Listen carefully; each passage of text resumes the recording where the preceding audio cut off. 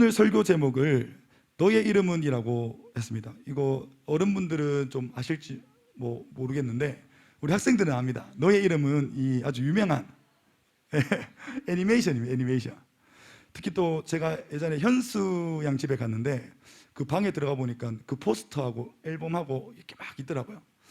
네, 그런 아주 유명한 애니메이션인데 내용과 이 애니와는 조금 상관없는 이야기입니다. 네, 이 이야기 듣고 이제 조금 애니에 대해서 아시는 분들은 저한테 와가지고 이 너의 이름은이라는 이 제목을 자꾸 일본말로 옆에서 하고 가시더라고요.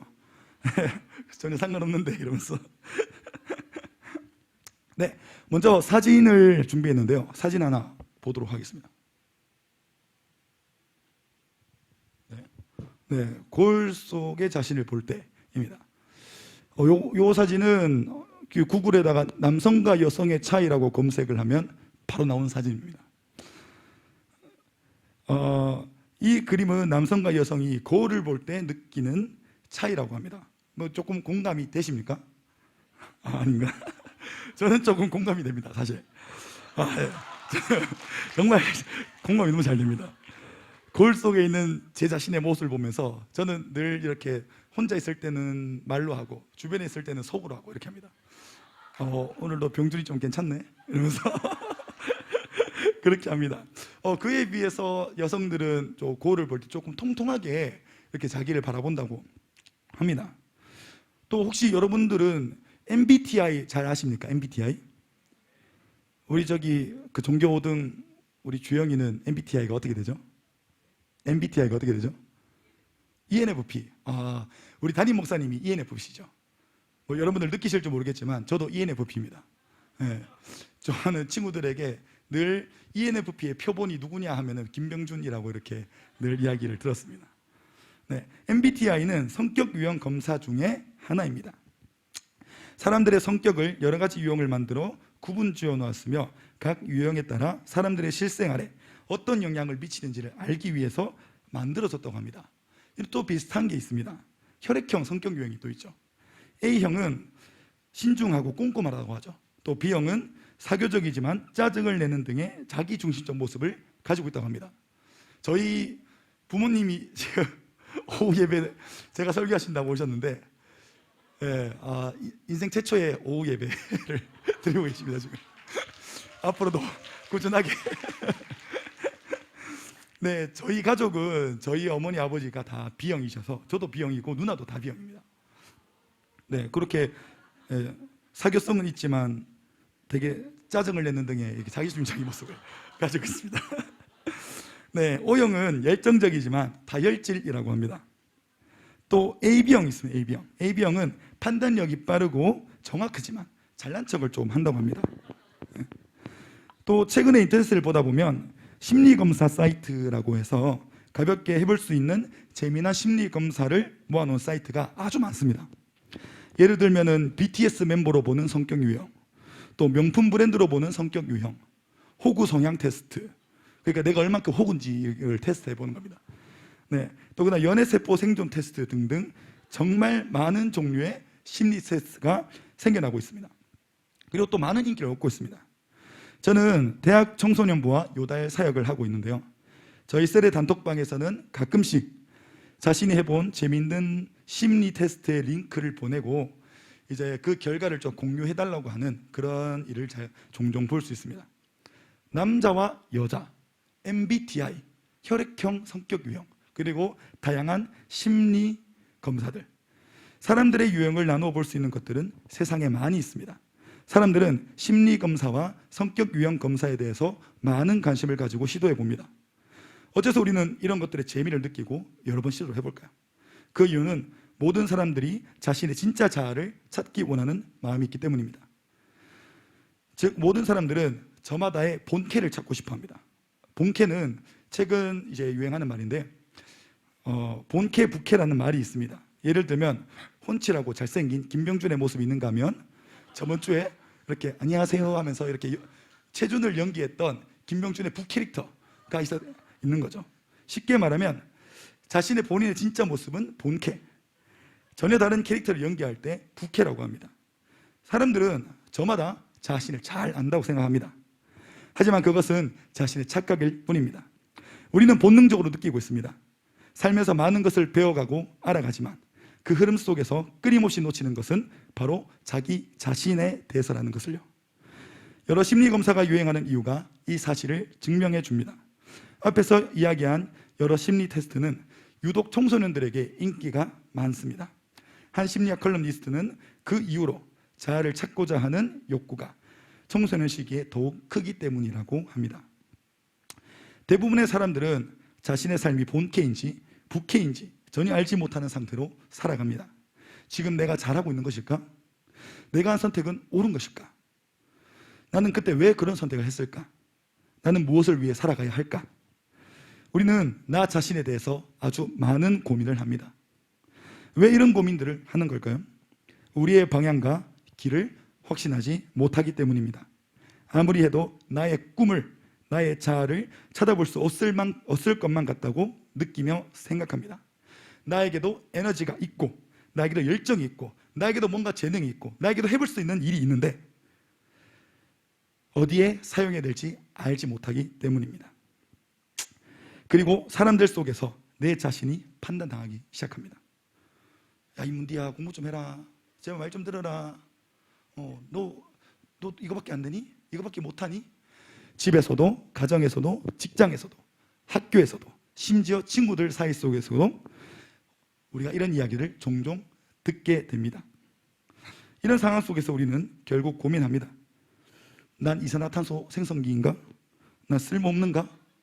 뭐 약간 이런 생각들을 좀 많이 하죠. 또 특히 우리 요달 아이들이나 뭐 또 이제 우리 청년들 한 번씩 이야기해 보면 뭐 이런 종류의 또 고민을 가지고 있는 친구들이 꽤 많습니다. 과연 우리는 이산화탄소 생성기입니까? 우리 이산화탄소 생성하기 위해서 이렇게 태어났을까? 아니죠. 우리가 가지고 있는 여러 가지 에너지들, 우리가 가지고 있는 여러 재능들, 이것을 어디에 사용해야 할지 알지 못하기 때문에, 우리가 단 한 번도 발휘해 본 적이 없기 때문에 우리가 그저 이렇게 살아가고 있는 겁니다. 그 상태가 오랜 시간 지속되면 나도 모르게 그래, 나는 이런 사람이지, 그래, 난 이래, 난 원래 이랬어 하며 내 자신에 대해서 결정을 해버리게 됩니다. 그저 사회 속에서 비추어지는 나의 모습대로 흐르는 강물 따라 살아가게 되는 것입니다. 오늘 본문에는 한 여인이 등장합니다. 그 여인은 오늘날 우리와 같이 자신에 대해 고민했었고, 그리고 자신에 대해서 어떤 결정을 내렸습니다. 다시 한번 우리 본문을 읽어보겠습니다. 27절, 28절 말씀, 28절까지 한번 읽어볼게요. 읽어보겠습니다. 이 말씀을 하실 때에 무리 중에서 한 여자가 음성을 높여 이르되 당신을 뵌 태와 당신을 먹인 젖이 복이 있나이다 하니, 예수께서 이르시되 오히려 하나님의 말씀을 듣고 지키는 자가 복이 있느니라 하시니라. 아멘. 예수님이 사람들을 모아다가 설교를 하셨습니다. 그 중에 한 귀신 들린 자를 고치게 되는데요, 누군가가 이건 발세불, 즉 강한 귀신의 힘으로 약한 귀신을 쫓고 있는 거다라고 딴지를 겁니다. 그때 예수님은 귀신이 서로 싸우면 어떻게 귀신의 나라가 제대로 설 수 있겠냐며 다시 한 번 더 반박하시며, 그 이후 본인의 카리스마로 주변의 사람들에게 당당하게 하나님의 나라를 선포하셨습니다. 이 장면을 본 어떤 한 여인이 있었습니다. 오늘 이야기의 주인공이라고 볼 수 있습니다. 이 여인은 예수님이 보여주시는 기적과 들려주는 설교를 듣고 이렇게 이야기합니다. 당신을 뵌 태와 당신을 먹인 젖이 복이 있나이다. 성경은 이 여인을 그저 여인이라고 표현합니다. 고대 시대에 여성이 얻을 수 있는 사회적인 기회는 극히 제한되어 있었습니다. 이 시대 여성의 성공의 지표는 나의 남편이 누구인가, 나의 아들이 누구인가, 약간 이런 종류의 것이었지 않을까요? 여인은 오늘 엄청난 카리스마로 기적을 보여주시고 하나님의 나라를 선포하시는 예수님을 바라보고 있습니다. 예수님의 이런 멋진 모습을 보면서 여인은 한 가지 소망을 가슴속에 담습니다. 아까 읽었던 이 말을 조금만 바꿔보면 이런 얘기합니다. 나도 예수님의 엄마처럼 되고 싶다. 엄청난 예수님을 눈앞에 두고 있습니다. 죄를 용서하시며 병을 고치시고 인생의 정답을 제시하며 하나님의 나라를 선포하시는 예수님을 눈앞에 두고도 여인이 예수님에게 담은 소망의 목소리는 예수님의 엄마처럼 되고 싶다입니다. 여인은 자신의 본캐를 여인이라고 스스로 결정지었습니다. 이 여인은 여인으로서의 성공을 위해 예수님에게 최고의 여인이 되고 싶다는 소망을 전달합니다. 예수님은 여인에게 답했습니다. 오히려 하나님의 말씀을 듣고 지키는 자가 더 복되도다. 순종하는 자가 더 복되다고 말씀하고 계십니다. 여인이 살아온 가정은 잘 알지 못합니다. 하지만 이 여인의 말을 조금만 유심히 들여다보면 이 여인이 자신을 어떤 사람으로 결정했는지 잘 알 수 있습니다. 바로 여자입니다. 이 여인은 자신의 본캐를 여자로 결정한 겁니다. 이 사실은 이 여자가 담은 소망에 보면 알 수 있습니다. 예수님을 보면서 일확천금을 달라고, 부자가 되고 싶다고, 능력을 달라고 그런 일을 구한 것이 아니라 예수님의 엄마처럼 되고 싶다는 소망을 담아서 예수님께 그대로 전달합니다. 우리 이것을 보면서 이 여인의 가장 소중한 부분이 바로 여자로서의 성공이라는 것을 잘 알 수 있습니다. 하나님은 우리의 본캐를 잘 알고 계십니다. 왜냐하면 하나님이 우리를 창조하셨기 때문입니다. 하나님은 언제나 우리의 진짜 정체를 알고 그 정체를 깨닫게 해주시기를 원하십니다. 성경 속 수많은 사람들이 하나님을 만난 후 자신의 진짜 모습을 찾아가는 것을 알 수 있습니다. 참고 구절을 함께 보도록 하겠습니다. 창세기 17장 4절에서 5절 그리고 15절에서 16절입니다. 다 함께 읽어보겠습니다. 시작. 보라, 내 언약이 너와 함께 있으니 너는 여러 민족의 아버지가 될지라. 이제후로는 내 이름을 아브람이라 하지 아니하고 아브라함이라 하리니 이는 내가 너를 여러 민족의 아버지가 되게 함이니라. 하나님이 또 아브라함에게 이르시되 내 아내 사레는 이름을 사레라 하지 말고 사라라 하라. 내가 그에게 복을 주어 그가 내게 아들을 낳아주게 하며 내가 그에게 복을 주어 그를 여러 민족의 어머니가 되게 하리니 민족의 여러 왕이 그에게서 나리라. 아멘. 우리가 익히 알고 있는 아브라함과 사라의 원래 이름은 아브람과 사레였습니다. 하지만 하나님을 만나고 여러 일들을 겪으며 하나님에 대해서 충분히 경험하게 되니 하나님은 아브라함과 사라라는 이름을 주셨습니다. 원래는 아버지, 원래는 어머니라는 뜻의 이름을 가졌던 이들에게 하나님은 열국의 아버지, 열국의 어머니라는 뜻의 이름을 주신 것입니다. 그리고 실제로 이들은 하나님이 붙여주신 이름대로 살아가는 은혜가 있었습니다. 과연 아브라함과 사라가 상상이 났겠습니까? 아버지, 어머니에서 열국의 아버지, 열국의 어머니가 될 줄 어떻게 알았겠습니까? 그들은 그 이름을 받을 당시 열국의 아버지만큼, 열국의 어머니만큼 살아내지 못했습니다. 하지만 하나님은 아브라함과 사라에게 너희들의 진짜 정체, 너희들의 진짜 이름은 이렇다 라고 말씀해 주셨습니다. 그리고 그것이 곧 실제가 되었습니다. 또 다른 성경 속 인물의 이야기를 보겠습니다. 사사기 6장 11절에서 12절입니다. 다 함께 읽어보겠습니다. 여호와의 사자가 아비에셀 사람 요아스에게 속한 오보라에 이르러 상수리 나무 아래에 앉으니라. 마침 요아스의 아들 기드온이 미디안 사람에게 알리지 아니하려 하여 밀을 포도주 틀에서 타작하더니 여호와의 사자가 기드온에게 나타나 이르되 큰 용사여 여호와께서 너와 함께 계시도다. 아멘. 아멘. 사사 기드온은 원래 미디안 족속의 행포가 무서워 포도주 틀에서 몰래 밀을 타작했습니다. 밀은 원래는 넓은 마당에서 소가 끄는 수레로 이렇게 넓은 곳에서 수레 바퀴로 타작하는 겁니다. 그런데 기드온은 그런 밀을 포도주 틀에서 숨어서 몰래 까고 있었던 겁니다. 미디안 사람들에게 들켜서 큰일 날 것이 두려웠기 때문입니다. 그 당시 미디안 족속의 횡포는 심각했습니다. 이스라엘 백성들이 아무리 풍족하게 결실을 맺어도 또 가뭄에 결실을 못해도 아무리 많이 가졌든 적게 가졌든 모조리 다 빼앗아갔습니다. 기드온은 이런 미디안 족속을 두려워했습니다. 하나님은 그런 기드온에게 나타나서 이렇게 말씀하십니다. 큰 용사여. 하나님은 그런 미디안에게 말씀하십니다. 큰 용사여라고. 하나님에게 큰 용사라고 불렸던 기드온은 미디안 족속을 물리치고 이스라엘의 큰 용사가 되었습니다. 그리고 이스라엘의 평화를 이끌어냅니다. 하나님은 기드온이 미디안을 물리치고 나서 큰 용사라고 하신 것이 아닙니다. 기드온은 상상이나 했겠습니까? 자신이 큰 용사가 될 거라고, 자신이 그렇게 두려워하던 미디안을 물리칠 사람이 될 것이라는 걸 알았을까요? 알지 못할 때, 전혀 그것을 상상도 해보지 못할 때 하나님이 기드온의 정체, 기드온의 진짜 이름을 알려주신 것입니다. 이뿐만이 아닙니다. 예수님의 제자 중 한 사람은 자신이 가진 이름이 아닌 다른 이름으로 예수님에게 불려지게 됩니다. 말씀을 보도록 하겠습니다. 조금 긴 말씀인데 좀 힘을 내서 읽어보겠습니다. 네, 마태복음 16장 13절에서 20절 말씀입니다. 읽어보겠습니다. 예수께서 빌립보 가이사랴 지방에 이르러 저들에게 물어 이르시되 사람들이 인자를 누구라 하느냐? 이르되 더러는 세례 요한, 더러는 엘리야, 어떤 이는 예레미야나 선지자 중에 하나라 하나이다. 이르시되 너희는 나를 누구라 하느냐? 시몬 베드로가 대답하여 이르되 주는 그리스도시요 살아계신 하나님의 아들이시니이다. 예수께서 대답하여 이르시되 바요나 시몬아 내가 복이 있도다. 이를 내게 알게 한 이는 혈육이 아니요 하늘에 계신 내 아버지시니라. 또 내가 내게 이르노니 너는 베드로라. 내가 이 반석 위에 내 교회를 세우리니 음부의 권세가 이기지 못하리라.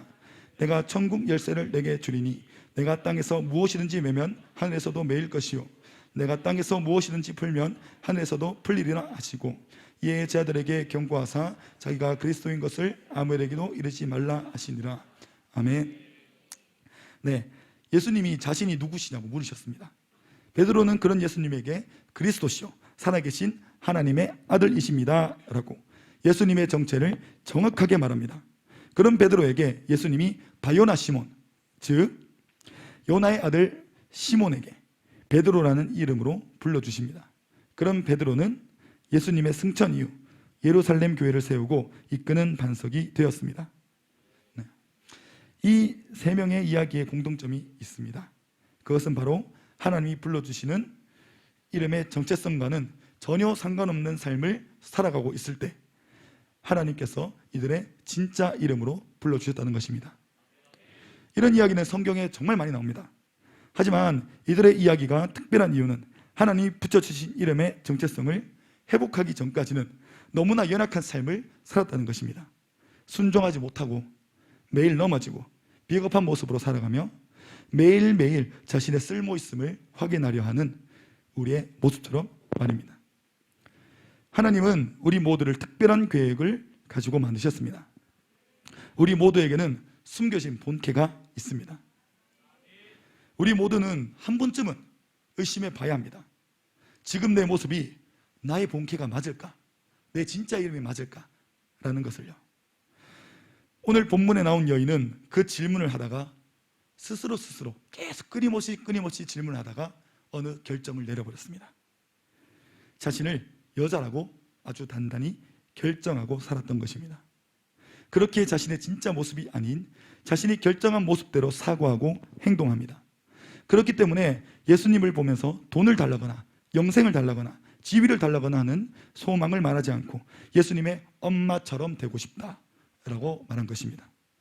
그런 여인의 모습을 보면서 예수님은 진짜 정체를 말씀해 주십니다. 순종하는 자, 바로 제자입니다. 여러분들은 스스로를 누구라고 생각하시나요? 여러분들의 이름은 무엇인가요? 여러분들의 성별은 무엇인가요? 여러분은 지금 알고 있는 여러분들의 모습이 진짜 모습인 것을 확신하십니까? 예수님은 우리에게 말씀하고 계십니다. 너의 진짜 이름을 찾으라고요. 그런데 이 진짜 정체를 찾을 수 있는 방법은 하나밖에 없습니다. 그건 바로 예수님을 알기 위해 노력하는 것입니다. 베드로가 그랬듯이 기드온이 절망적인 상황 속에서 하나님을 소망했듯이 아브라함과 사레가 오랜 시간 이루어지지 않은 약속을 이루어질 것이라고 소망하며 살았듯이 예수님을 알아가고 하나님을 만나기 위해 간절히 소망할 그때에 하나님이 우리의 진짜 이름을 알려주실 것입니다. 우리 한번 상상력을 조금 더 발휘해 봅시다. 지금 우리가 이 여인이 되어서 예수님의 모습을 바라보고 있습니다. 우리 눈앞에는 엄청난 분이 계십니다. 지금 그런 예수님을 눈앞에 두고 우리는 어떤 소망을 담아 예수님께 말하겠습니까? 최고의 학생이 되고 싶어요. 최고의 남자, 최고의 여자가 되고 싶어요. 최고의 선생님이 되고 싶어요. 최고의 변호사가 되고 싶어요. 돈을 많이 벌고 싶어요. 부자가 되고 싶어요. 제게 직업을 주세요. 이런 소망을 예수님께 말씀드릴 것인가요? 예수님이 28절 이후에 한 말씀을 듣는다면 우리의 생각이 조금 더 달라질 수 있을 것입니다. 29절부터 32절까지의 말씀을 우리 다시 한번 읽어보겠습니다. 무리가 모였을 때에 예수께서 말씀하시되 이 세대는 악한 세대라. 표적을 구하되 요나의 표적밖에는 볼 표적이 없나니 요나가 니느웨 사람들에게 표적이 됨과 같이 인자도 이 세대에 그러하리라. 심판 때에 남방 여왕이 일어나 이 세대 사람을 정죄하리니 이는 그가 솔로몬의 지혜로운 말을 들으려고 땅끝에서 왔음이거니와 솔로몬보다 더 큰 이가 여기 있으며 니느웨 사람들이 일어나 이 세대 사람을 정죄하리니 이는 그들이 요나의 전도를 듣고 회개하였음이거니와 요나보다 더 큰 이가 여기 있느니라. 아멘. 예수님께서 이 말씀 속에서 여러 가지 뜻을 담아서 말씀하셨겠지만 결국 이 말씀 속에서 결론은 이런 것과 같습니다. 네가 상상할 수 있는 그 어떤 사람보다도 큰 사람이 바로 네 눈앞에 있다. 네가 되어볼 수 있는 그 어떤 모습보다도 더 큰 모습이 지금 바로 네 눈앞에 있다. 그 사람이 바로 여기에 있느니라. 하나님께서 상상력을 발휘하라고 말씀하십니다. 너의 소망의 크기가 단순히 돈을 벌고 좋은 직장을 가지고 좋은 가정을 가지는 정도밖에 되지 않니? 겨우 너의 소망이 공부 잘하고 좋은 대학 가는 그 정도의 소망밖에 되지 않니? 너는 나에 대해서 전혀 알지 못하는구나. 내가 네게 무엇을 해줄 수 있는지 너는 감도 못 잡고 있구나. 나에 대해서 알아가도록 하자. 내가 지금부터 네가 누군지 알려주도록 할게.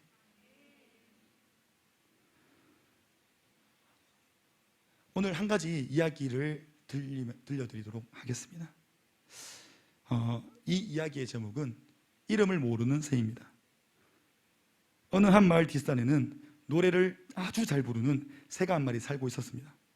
그 새가 노래를 부르면 많은 동물, 식물, 또 곤충, 심지어 사람들마저도 넋을 놓고 그 노래를 듣고는 했습니다.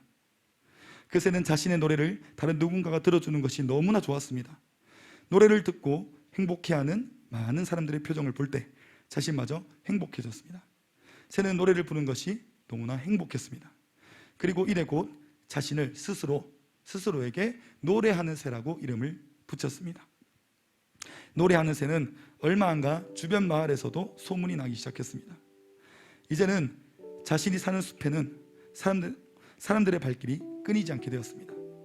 그러던 어느 날 어느 한 부자가 노래하는 새를 납치했습니다. 그러고는 새장에 가두었습니다.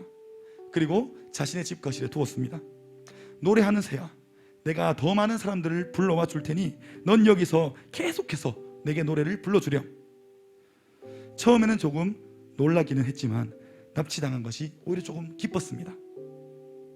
이제는 하늘을 날거나 먹이를 먹거나 다른 위협으로부터 도망다닐 필요 없이 노래만 부르면 됐기 때문입니다. 시간이 흘렀습니다. 몇 날 며칠 아니 몇 달 동안 세상 속에서 자신에게 찾아온 사람들에게 노래를 불러주던 노래하는 새는 어느 순간 더 이상 불러줄 노래가 없어졌습니다. 너무 많은 노래를 반복해서 부르니 사람들이 자신을 찾지 않게 된 겁니다. 그리고 심지어 얼마 후 자신을 가두고 납치했던 그 부자마저도 자신에게 찾아오지 않게 되었습니다. 부를 노래도 사람들도 다 떠났습니다. 자신에게 남아있는 것이 없는 그때 자신이 새장 아니라는 사실을 깨달았습니다. 노래하는 새는 이제 자신이 마음껏 날 수도 없는 상황이라는 것을 깨닫게 되었습니다. 새는 점점 수척해져 갔습니다. 부자가 와서 가져주는 먹이도 더 이상 자신의 눈에 차지 않았습니다. 저 푸른 하늘을 마음껏 날아다니던 순간들이 떠올랐습니다. 적어도 이 세상에서만큼은 나갔으면, 이 세상에서만큼은 나갔으면, 이 세상에서만큼은 나갈 수 있었으면 하며 간절히 소망했습니다. 시간이 얼마간 흘렀습니다. 어느 날 처음 보는 남성이 노래하는 새에게 다가왔습니다. 남자의 애처로운 눈빛을 바라보았습니다. 이상하게도 자신도 모르게 울 것 같은 감정이 들었습니다. 남성은 곧 새장의 문을 열며 이렇게 말했습니다. 저 멀리 날아가렴. 하늘을 나는 새야. 그 순간 노래하는 새는 가슴이 뜨거워지며 동시에 세상의 바닥을 박차고 힘껏 날갯짓을 하며 높은 하늘을 향해 날아올랐습니다. 마주하는 바람을 가르며 더 높이 더 멀리 날아올랐습니다. 저 높은 하늘에서 이 세상의 수많은 이야기들을 자신의 눈으로 귀로 담았습니다. 뛰어노는 아이들, 사랑하는 연인들, 목표를 이루기 위해 노력하는 청년들, 자신의 아이를 사랑스러운 손길로 쓰다듬고 있는 한 여인을, 세상의 아름다운 이야기를 듣고 보며 새로운 노래를 만들고 불렀습니다. 새는 매일매일 새로운 노래를 부르며 새로운 목소리를 익혀갔습니다. 시간이 아주 많이 흘렀습니다. 노래하는 새는 자신의 수명이 곧 다해간다는 것을 깨달았습니다. 하늘에서 내려와 빈 공터에 앉았습니다. 주변을 보니 세상의 문을 열어준 그때 그 남자가 그 공터에 앉아 있었습니다. 그 남자는 새에게 다가와서 말을 걸었습니다. 행복했니? 새는 대답했습니다. 네, 너무너무 행복했어요. 이내 곧 자신이 보았던 많은 이야기들을 노래로 만들어 남자에게 불러주었습니다. 하지만 어느 순간 자신의 눈꺼풀이 점점 내려가고 있음을 깨달았습니다. 곧 자신이 죽음을 맞이할 것이라는 것을 깨달은 것입니다. 점점 닫혀져가는 시야 속에서 환한 미소를 짓고 있는 남성의 얼굴이 보였습니다. 그리고 노래하는 새의 의식이 끊기기 바로 그 직전, 새의 귀 속에 남성의 마지막 한마디가 들려왔습니다. 수고했단다, 하늘을 나는 새야. 노래하는 새는 자신의 진짜 이름이 아니었던 것입니다. 이 새는 하늘을 나는 새였던 것입니다. 저 높은 하늘을 날고 거친 바람을 가르고 이 세상의 수많은 이야기를 보고 노래로 만들어 내가 본 이야기, 내가 본 세상 속 수많은 사건들을 노래해주는 하늘을 나는 새였던 것입니다. 사랑하는 성도 여러분, 여러분은 어떤 이름을 가지고 살아가십니까? 여러분의 이름은 무엇입니까? 여러분의 소망은 무엇입니까? 오늘 예수님을 눈앞에 둔 여러분들은 어떻게 기도하고 계십니까? 여러분이 지금 기도하는 그것은 여러분들의 본캐가 맞나요? 여러분들의 진짜 이름이 맞습니까? 오늘 하고 있는 여러분들의 기도는 본캐의 기도입니까? 부캐의 기도입니까? 진짜 이름을 가지고 하는 기도입니까? 가짜 이름을 가지고 하는 기도입니까? 분명한 것은 하나님이 우리를 만드셨습니다. 하나님이 우리를 지으셨습니다. 하나님이 우리를 창조하셨습니다. 하나님은 우리가 무엇이 되어야 할지 알고 계십니다. 그 이유는 단순합니다. 하나님이 우리를 만들었기 때문입니다. 하나님은 꿈을 찾는 우리 요다엘에게, 또 꿈을 찾아 나서는 우리 청년들에게, 또 하나님의 꿈대로 살지 못하고 있는 우리 모두에게 이렇게 말씀하시는 것 같습니다. 순종하는 자야, 나의 제자야, 복음을 전하는 자야, 하늘을 날아보자. 우리가 가진 재능으로 겨우 노래하는 사람으로, 돈을 버는 사람으로 살아간다면 우리의 삶이 얼마나 고달픈 인생이 되겠습니까? 결국 우리의 재능은 고갈될 것입니다. 재능을 주시는 분의 삶의 모습대로 살아가는 것이 아니라 우리 스스로 만들어낸 재능이고 우리 스스로 만들어낸 삶이기 때문입니다.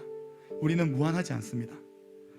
그렇기에 우리가 가지고 있는 수많은 것들은 결국 고갈되고 말 것입니다.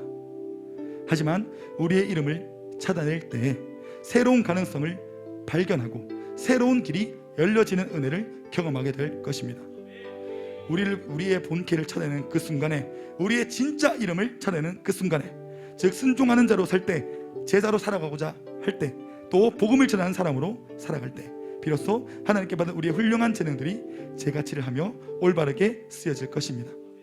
하나님이 주시는 꿈을 찾은 그 순간에 우리의 인생은 실수를 했을지라도, 우리가 누군가에게 상처를 줬을지라도, 내가 죄를 지었을지라도 1분 1초도 낭비되지 않는 인생을 살아가게 될 것입니다. 왜냐하면 우리가 한 그 실수, 우리가 준 상처, 우리가 받은 그 상처, 우리가 흘린 그 모든 눈물들은 하나님이 원하시는 모습이 되기 위해 흘린 눈물이고, 하나님이 원하시는 모습이 되기 위해 받은 상처이며, 하나님이 원하시는 모습이 되기 위해 저지른 실수들이기 때문입니다. 단 1분 1초도 낭비되지 않는 그 인생을 하나님을 만날 때 우리는 비로소 알게 될 것입니다. 아직까지도 꿈을 찾지 못한 것 같습니까? 아직까지도 내 본캐가 뭔지 잘 모르겠습니까? 아직 감도 오지 않습니까? 답은 우리를 지으신 하나님께 있습니다.